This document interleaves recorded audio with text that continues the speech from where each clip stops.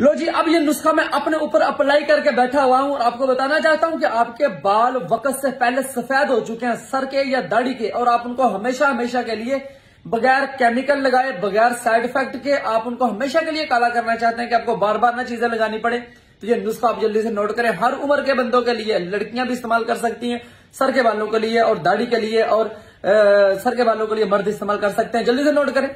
आपने सबसे पहले लेने हैं आलू। रात के वक्त आपने आलू लेने हैं, उनको छिलके उतार के तो छोटे छोटे पीस करके काट के रख लें, और आपने उसके बाद खुश्क आंवले का पाउडर लेना है, पंसारी से बड़े आराम से मिलेगा, वो ले लें।